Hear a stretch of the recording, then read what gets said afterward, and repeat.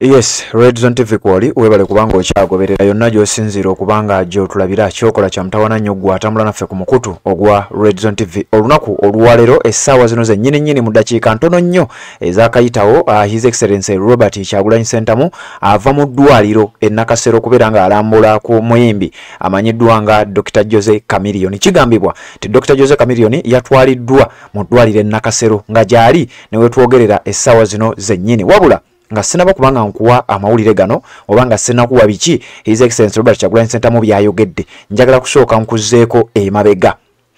Olunaku olwo zaalinga ennaku z'omwezi 3 mwezi gwali gwa mwenda omwaka 2024 ng'ennaku z'omwezi 3 omwezi gwa mwenda omwaka 2024 His Excellency Robert Kyagulanyi Ssentamu bwe yali ava e Bulindo saidi ez'omu Kira municipality okukyalirako yali ategese okusaba mu makage amanyiddwa nga Council George Musisi munnakibiina ekya National Unity Platform yategeka okusaba mu makage agasangibwa e Bulindo. His Excellency Robert Kyagulanyi Ssentamu yagendayo okubeera nga yeetaba ku kusaba okwo okwali saidi z'e Bulindo. Wabula bwe yali avaayo baamukuba tear gas canister. Amawulire ago twagakuwa era bw'obanga obadde otugoberera byenjogerako obitegeera bulungi nnyo naddala gwe azaatambula naffe ku mukutu ogwa Red Zone TV. Kaakati ku lunaku olwo ng'ennaku z'omwezi 3 omwezi nkugambi gwali gwa mwenda omwaka 2024 His Excellency yali ava Bulindo. Oluvannyuma lw'okumukuba tear gas canister yasibira mu ddwaliro Ensambya okubeera nga abasawo bamwekebejja n'okulaba ng'afuna emergency treatment,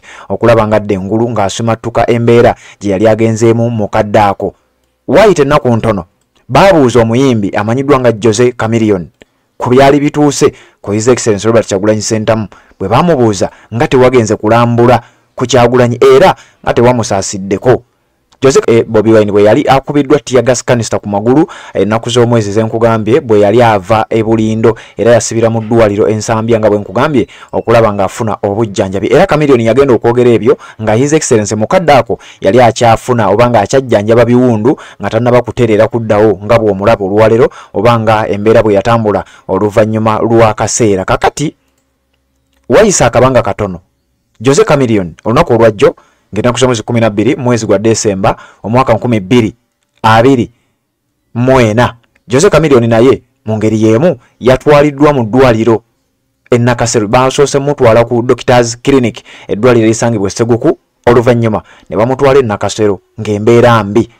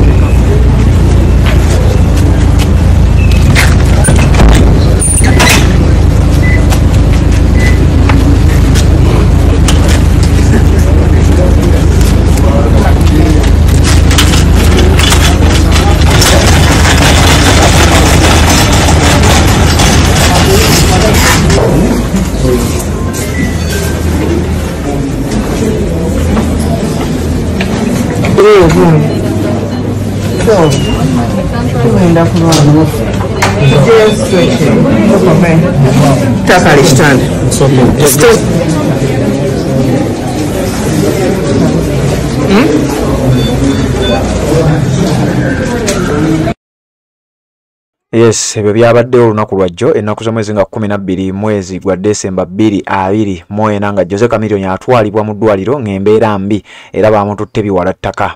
Baamusooseza mu ddwaliro erya Doctors Clinic nga bwe nkugambye erisangibwa e Sseguku. Olwavudde awo ne baba nga bamwongerayo ate mu ddwaliro eddala erisangibwa e Nakasero oba Nakasero gye baamututte okulaba ng'ayongera okubeera ng'afuna obujjanjabi. Okwawukanako n'ebigambo bye yayogera nga His Excellency afunye obuzibu.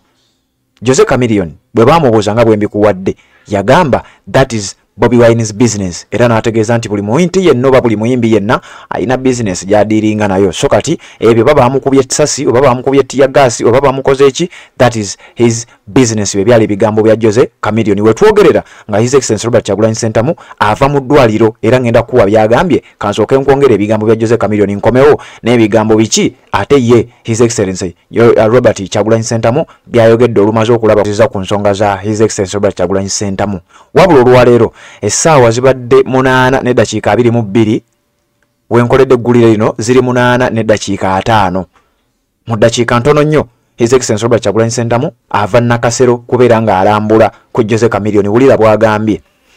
Passed by Nakasero Hospital this morning to check on our brother Jose Chameleone.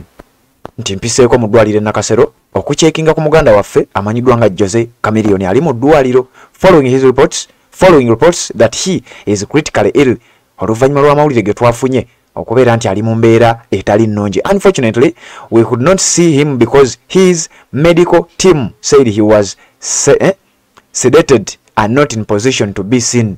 Nti eky'omukisa omubi tetusobodde kumutuukirako ddala oluvannyuma lw'okuba nti ttiimu ye ey'ekyama etutegeezezza nti mukana akadde tetusobola kubeera nga tumulaba. We continue to pray for him and wish him a full and quick recovery. His Excellency Robert Kyagulanyi Ssentamu n'ategeeza nti newankubadde bwe kitebwe kiri tumwagaliza okusuuka obulungi nnyo ate twagala oba tumusabira abeere ng'awona mangu. Webale kubanga okyagoberera bw'oba tonaba kubanga osubscribinga kikole tubeere nga ate tutambula ffenna. Bano nno bombi baaliko abayimbi bombi era baaliko ab'omukwano era bakyali ba mukwano wabula omu bwe baamubuuza owulidde bye yayogera. Olwaleero omulala akedde ku makya n'agamba nina okugenda nnambule ku muyimbi amanyiddwa nga Jose Chameleone muyimbi munnange newankubadde ye yayogera bye yayogera kakati nze ate sisobola kukola ekyo ng'omukulembeze era nina okubeera exemplary oba ekyokulabirako eri abantu abalala.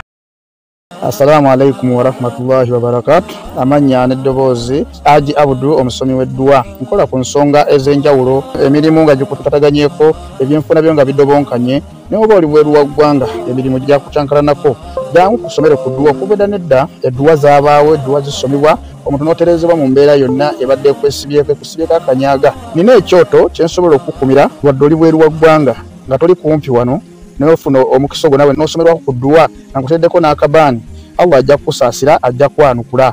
Kuba ku namba yange y'essimu 0752 44 71 56 ne ku WhatsApp kwendi mpereza obubaka sobole okuyamba. Assalamu alaikum wa rahmatullahi wa barakatuh.